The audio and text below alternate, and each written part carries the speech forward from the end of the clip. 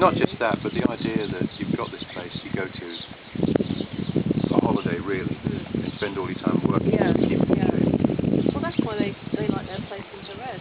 They can get away. Yep. It's goddamn dark, you know. The only time you get away is don't really have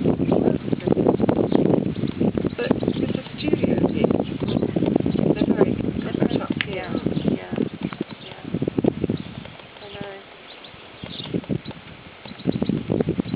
I think we made a decision that we weren't going to do that. We were going to be near being able to go out of your door and get your bread or whatever it is.